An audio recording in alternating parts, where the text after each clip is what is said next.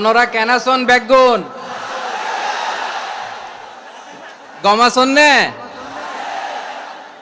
হর্ষবাজারের বেগুন চলিয়ে আসছেন পাল্লার। আল্লাহু আকবার। কি একটা কঠিন অবস্থা। শীতের সিজন মনে হয়। আমি তো ঘামতেছি। হ্যাঁ, ফ্যানটা বাড়াই দিতে হবে, ঘামতেছি টোটালি। র্যাবের ভাইয়েরা কি পরিমাণে কষ্ট স্বীকার করেছে আমাকে এখানে উঠাতে, যে এটা বলে বোঝানোর মতো না। তো আমাদের দেশের ভাইরা ইমোশনাল, আবেগী, অনেক আবেগ দিয়ে অনেক কিছু আমরা হারাই, ভুল করি, আমরা বুঝি না, লং রানে আমরা চিন্তা করতে পারি না। একটা নিঝুম নিস্তব্ধ পরিবেশ যদি দেয়া যেত, কথা বলতে পারতাম, লক্ষ লক্ষ কোটি কোটি মানুষ, সারা পৃথিবীর মানুষ এটা শুনতো, মানুষের মন মস্তিষ্ক চিন্তা মননে পরিবর্তন আসতো। কিন্তু ধাক্কা ধাক্কি করে আসতে আসতে আমাদের মাইন্ড ডিস্টার্ব হয়ে যায়। কিছু বুলেট পয়েন্ট সাজিয়ে নিয়ে আসছে, যেটা বলবো এটা ব্রেন থেকে হারিয়ে যায়, আর মনে রাখতে পারি না। জান নিয়েই তো টানাটানি, আমি মনে রাখবো কি? জান নিয়ে টানাটানি। তো যদি আমরা প্রতিটা বড় বড় পাবলিক ইভেন্টে যদি এরকম করি, আমাদের পক্ষে কি আর ময়দানে কথা বলা সম্ভব হবে? বাধ্য হয়ে পরে ফেসবুকে ঘোষণা দিব যে আমি আর তাফসির মাহফিলে নাই, আমি মসজিদের হালাকা করব, 20 জন নিয়ে আমি দাওয়াতি কাজ করব, যথেষ্ট, গুড ইনাফ। এটাই আপনারা চান নাকি? এটাই চান? তো একটু মেহরবানি করে চুপ করা যাবে না? জায়গা না হলে পেছনে চলে যান, কিন্তু যারা থাকবেন চুপচাপ, আওয়াজ করা যাবে না। আল্লাহর ওয়াস্তে অনুরোধ করার পরে যদি এটা ভায়োলেট করেন, জবাব দিতে হবে আল্লাহর কাছে। খবরদার, আল্লাহর ওয়াস্তে বলেছি, আওয়াজ করা যাবে না। ভাইয়েরা, এইভাবে আলোচনা করা যায় না, মেহরবানি করে আওয়াজ করবেন না। আমার দিকে তাকান। আজকে যে টপিকটা নিয়ে আমি আপনাদের সামনে কথা বলবো, সেটা হচ্ছে আমাদের ধর্মীয় জীবনে, সামাজিক জীবনে, রাষ্ট্রীয় জীবনে ঐক্যবদ্ধ থাকার গুরুত্ব। The importance of unity in our life. আমরা ঐক্যবদ্ধ থাকতে চাই কি চাই না? এই আপনাদের গলার আওয়াজ। আমরা ঐক্যবদ্ধ জীবন যাপন করতে চাই কি চাই না? চাই। ঐক্যের কোনো বিকল্প নাই। গত 50 বছর তো দেখেছি এই ডিসইউনিটি, অনৈক্য, বিভেদ, বিচ্ছিন্নতা আমাদেরকে কোথায় নিয়ে গিয়েছে।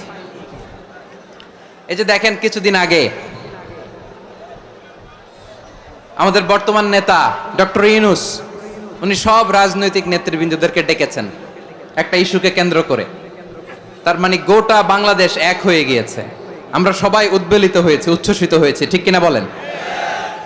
রাজনৈতিক নেতাদেরকে ডেকেছেন উনি, আমরা এক হয়েছি। এরপর ধর্মীয় অঙ্গনের যে লিডাররা, বিভিন্ন ধর্মের, শুধু মুসলিম না, সবাইকে ডেকেছেন, আমরা ঐক্যবদ্ধ হয়েছি। এটাকে বলে ন্যাশনাল ইউনিটি, জাতীয় ঐক্য। যে কোনো ধরনের কনস্পাইরেসি, ষড়যন্ত্র, আধিপত্যবাদ মোকাবেলায় জাতীয় ঐক্যের চেয়ে মোক্ষম হাতিয়ার আর নাই। আমাদের একটা প্রতিবেশী দেশ আছে, আমরা আমাদের দেশ নিয়ে যত ভাবি, তারা তার চেয়ে বেশি ভাবে। কথা বুঝতেছেন না? আরো ভেঙে বলতে হবে। আমরা আমাদের দেশ নিয়ে যত উদ্বিগ্ন, এদের আরো টেনশন বেশি। বলেন, আমাদের দেশে শান্তি আছে না নাই? আমরা হিন্দু মুসলিমে কখনো দাঙ্গা লাগে? আসতে বলেন, কেন লাগে? ওদের পূজা পার্বণে আমাদের মাদ্রাসার ছেলেরা যে পাহারা দেয়, চিল্লায় বলেন ঠিক কিনা? আমাদের তাফসির মাহফিলের সময় ওরা ডিস্টার্ব করেন, ঢোল বাজায় না। ওদের পূজা পার্বণের সময় আমাদের তাফসির মাহফিলের ডেট হলে আমরা চেঞ্জ করে দেই। সুবহানাল্লাহ! কি সাম্প্রদায়িক সম্প্রীতির রোল মডেল। আর ওই বাংলাদেশের ব্যাপারে তারা অনেক ডিসইনফরমেশন ছড়াচ্ছিল। ভারতের অনেকগুলো গণমাধ্যম, আমি জেনারেলাইজ করব না, আমাদের প্রতিবেশী দেশের সব গণমাধ্যমকে আমি দোষ দিতে চাই না, অনেকগুলো গণমাধ্যম তারা ডিসইনফরমেশন শেয়ার করেছে। ডিসইনফরমেশন আর মিস ইনফরমেশনের পার্থক্য আছে। মিস ইনফরমেশন না জেনে ভুল বুঝে একটা মিথ্যা বা ভুল তথ্য ছড়িয়ে দেয়া, এটার ক্ষমা আছে, এটার কি আছে? আর ডিসইনফরমেশন মানে ইচ্ছা করে, প্ল্যান করে, ম্যাপ করে, ছক এঁকে মিথ্যা, গুজব, রটনা সোশ্যাল মিডিয়ায় ছড়ানো, এটার ক্ষমা আছে? আওয়াজ করে বলেন, ক্ষমা আছে? ভারতের কিছু গণমাধ্যম তাই করেছে। আমরা ব্যথিত হয়েছি, আমাদের হৃদয়ে রক্তক্ষরণ হয়েছে। আমাদের প্রতিবেশী দেশকে বলতে চাই, আমাদের দেশ নিয়ে আপনাদের ভাবার দরকার নাই। নিজের চরকায় তেল দেন, নিজের দেশ নিয়ে ভাবেন। গত মাসের ভয়েস অফ আমেরিকার রিপোর্ট, বাংলাদেশে সংখ্যালঘু জনগোষ্ঠী আগের চেয়ে বেশি নিরাপত্তা পাচ্ছে। Report voice of America, Muslim report নাকি? মুসলিম জরিপ, ভয়েস অফ আমেরিকা। কথা বোঝে নাই বোধহয়। ভয়েস অফ আমেরিকা কি আমাদের রিপোর্ট? না, ভয়েস অফ আমেরিকার জরিপ, বাংলাদেশের সংখ্যালঘু জনগোষ্ঠী আগের চেয়ে ভালো নিরাপত্তা পাচ্ছে। শুধু এখানেই শেষ না, মাইক্রোসফটের একটা জরিপ শোনায় আপনাদেরকে। তারা সারা পৃথিবীতে গুজব, ভুয়া আর মিথ্যা নিউজ ছড়ানোতে কোন দেশ সেরা একটা রিপোর্ট করেছে। এর মধ্যে 1 নম্বরে এসেছে ভারতের নাম। মাইক্রোসফট তো মুসলমানরা চালায় না? কথা বোঝে নাই বোধহয়। প্রতিবেশী দেশকে বলবো, আপনারা নিজের চরকায় তেল দেন, আপনারাও শান্তিতে থাকেন, আমাদেরকেও শান্তিতে থাকতে দেন। সব চেঞ্জ করা যায়, প্রতিবেশী চেঞ্জ করা যায় না। আমাদের ল্যান্ড তাদের ল্যান্ড, পাশাপাশি। আমরা চাই তারাও সুখে থাক, আমরাও সুখে থাকি, ঠিক কিনা? কিন্তু প্রতিবেশী হলে বন্ধুত্বপূর্ণ আচরণ করতে হয়। প্রতিবেশী যদি বন্ধু না হয়ে প্রভু হতে চায়, এরকম দানব প্রতিবেশী কেউ চায় না। ভারত যদি বন্ধুত্ব উপহার দেয়, আমরাও বন্ধুত্ব দিব। কি বলেন? তারা যদি বন্ধুসুলভ আচরণ করে, আমরাও বন্ধুত্ব উপহার দেব। কারণ আমাদের পররাষ্ট্র নীতি হচ্ছে সবার সাথে বন্ধুত্ব, কারোর সাথে বৈরিতা নয়। আলহামদুলিল্লাহ বলেন। কত চমৎকার পলিসি আমাদের। আমরা নির্বিবাদী, আমরা বাংলাদেশিরা শান্তিকামী। We are proud of that. এজন্য আমরা গর্ববোধ করি। আমাদের পররাষ্ট্র নীতি সবার সাথে বন্ধুত্ব, কারোর সাথে শত্রুতা নয়। তাই প্রতিবেশী দেশকে বলবো, আমার ভাইয়েরা, আপনারাও আমাদের ভাই। বন্ধুত্ব দিলে বন্ধুত্ব পাবেন।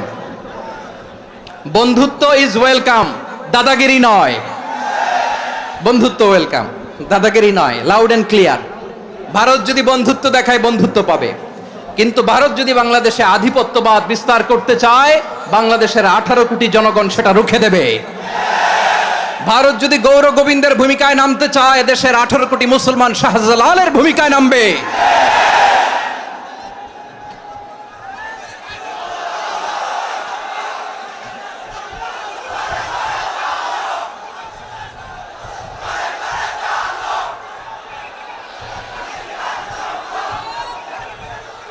প্রিয় ভাইয়েরা, আমরা বন্ধুত্বে বিশ্বাসী, শত্রুতায় নই, ঠিক কিনা বলেন?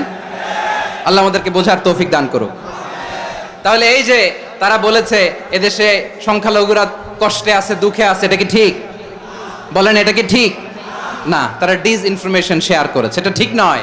আমার প্রতিবেশী বন্ধু রাষ্ট্রকে বলবো, আপনারা এটা করবেন না, এটা করবেন না। আমরা শান্তিতে আছি, আপনারাও শান্তিতে থাকেন, আমাদেরকেও শান্তিতে থাকতে দেন।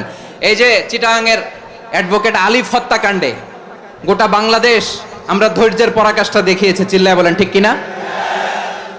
আমাদের নেতা আমাদেরকে ডেকেছে, আমরা শান্ত থেকেছি। আমরা শান্ত থাকতে চাই, আমরা ঐক্যবদ্ধ থাকতে চাই। যে কোনো ষড়যন্ত্র রুখে দেওয়ার জন্য ঐক্যবদ্ধ প্রচেষ্টার কোনো বিকল্প নাই। তাই আজকের আলোচনার ছোট্ট একটা টপিক আমি শিরোনাম ঠিক করেছি, আমাদের জীবনে, সমাজ জীবনে, ধর্মীয় জীবনে, রাষ্ট্রীয় জীবনে ঐক্যবদ্ধ থাকার গুরুত্ব। এবার আওয়াজ করে পেকুয়ার ভাইয়েরা বলেন, আমরা ঐক্যবদ্ধ জীবনযাপন করতে চাই কি চাই না? আল্লাহ তাআলা সে নির্দেশনাই দিচ্ছেন। আল্লাহ তাআলা ইরশাদ করছেন, ওয়া'তাসিমু বিহাবলিল্লাহি জামিআন ওয়া লা তাফাররাকু ওয়াযকুরু নি'মাতাল্লাহি আলাইকুম إذ كنتم أعداء فألف بين قلوبكم فأصبحتم بنعمته إخوانا وكنتم على شفا حفرة من النار فأنقذكم منها كذلك يبين الله لكم آياته لعلكم تهتدون الله أكبر পড়েন। আল্লাহ বললেন, ও গোলামেরা শোনো, ওয়া'তাসিমু বিহাবিলিল্লাহি জামিআ, ও আমার গোলামেরা সবাই মিলে আল্লাহর রশিকে আঁকড়ে ধরো। আল্লাহর রশি হলো ইসলাম, আল্লাহর রশি হলো কোরআন। আল্লাহ বললেন, কোরআনকে আঁকড়ে ধরো, ইসলামকে আঁকড়ে ধরো। একা একা আঁকড়ে ধরলে চলবে না, জামিয়া, সবাই মিলে আঁকড়ে ধরো। এই আদেশটা আমাদের জন্য দান করেছেন কে? আল্লাহ তাআলার নির্দেশ, ওয়া'তাসিমু বিহাবলিল্লাহি জামিআ, সবাই মিলে আল্লাহর রশিকে আঁকড়ে ধরো। হাবলুল্লাহ মানে আল্লাহর রশি। হাবলুল্লাহ মানে কি? রশি। এই হাবলুল্লাহ আল্লাহর রশি বা আল্লাহর রজ্জু দ্বারা উদ্দেশ্য হচ্ছে ইসলাম। আল্লাহর রশি দ্বারা উদ্দেশ্য কি? তাফসিরে অনেক ব্যাখ্যা এসেছে। এরকম পরিস্থিতিতে তাফসিরের সূক্ষ্ম সূক্ষ্ম বিষয়গুলো আমরা শোনাতে চাই, কিন্তু পরিবেশ হয়ে ওঠে না। আল্লাহর রজ্জু বা আল্লাহর রশি দ্বারা উদ্দেশ্য হচ্ছে ইসলাম। আল্লাহর রজ্জু বা আল্লাহর রশি দ্বারা উদ্দেশ্য হচ্ছে কোরআন। কারণ কোরআন আমাদেরকে ঐক্যবদ্ধ করে, ইসলাম আমাদেরকে ঐক্যবদ্ধ করে। চিল্লায় বলেন ঠিক কিনা? এজন্য আল্লাহ বললেন, তোমরা আমার রশিকে আঁকড়ে ধরো, বিচ্ছিন্ন হয়ে না। আমার দেয়া নেয়ামতগুলো স্মরণ করো। যখন তোমরা ছিলে শত্রু, তোমাদের মধ্যে হৃদয়ে আমি আল্লাহ ভালোবাসা ঢেলে দিলাম, ফলে তোমরা সবাই ভাই ভাই হয়ে গেলে। তোমরা সবাই ছিলে জাহান্নামের কিনারায়, জ্বলন্ত অগ্নিকাণ্ডের পাশে। আমি আল্লাহ দয়া করে ঈমানের বদৌলতে তোমাদেরকে আগুন থেকে ফেরালাম। আমি আল্লাহ দয়া করে তোমাদেরকে জান্নাতের পথ দেখিয়ে দিলাম। সুবহানাল্লাহ পড়েন। এমন পথ দেখালাম যেই পথ তোমাদেরকে জান্নাতে নিয়ে যাবে, পথের দিশা তোমরা পাবে। লাআল্লাকুম তাহতাদুন। প্রিয় ভাইরা, তাহলে আমাদের যে ঐক্যবদ্ধ থাকতে হবে, এই নির্দেশটা কার? নাকি মন মতো আমি বানায় বলতেছি? আওয়াজ করে বলুন, নির্দেশটা কার? আল্লাহর। তাহলে আমাদেরকে ঐক্যবদ্ধ জীবন যাপন করতে হবে। প্রিয় ভাইরা, ইসলাম আমাদেরকে ঐক্যবদ্ধ করে। ইসলাম আমাদেরকে কি করে? সংঘবদ্ধ করে, ঐক্যবদ্ধ করে। বিচ্ছিন্ন হওয়া যাবে না। বিরোধ, বিচ্ছিন্নতা, মতানৈক্য, এগুলো আমাদেরকে ধ্বংস করে, আমাদেরকে দুর্বল করে। আর আমাদের ঐক্যবদ্ধ প্রচেষ্টা আমাদেরকে বিজয়ের দিকে এক ধাপ এগিয়ে নেয়। চিল্লায় বলেন ঠিক কিনা? এজন্য আল্লাহ বললেন, ওয়া'তাসিমু বিহাবলিল্লাহি জামিআ, তোমরা আল্লাহর রশিকে আঁকড়ে ধরো, তোমরা ঐক্যবদ্ধ জীবন যাপন করো, তোমরা বিচ্ছিন্ন হইও না। বিচ্ছিন্ন হইলে লস, ঐক্যবদ্ধ হলে সেখানে কল্যাণ আছে না নাই? মাইকে কি সমস্যা হয়েছে কোনো? হ্যাঁ, এবার ঠিক আছে। প্রিয় ভাইয়েরা, শেষ করে দেই না? তাইলে শেষ করে দিব তো। গত 2 দিন আগে এসে বসে আছেন, আর আমি আসার 20 মিনিটের মধ্যে উঠে যাচ্ছেন কেন? আর সহ্য হচ্ছে না? আর পারতেছেন না? হ্যাঁ, বসেন। যাদের খুব জরুরত তাদেরকে বের হইতে দেন।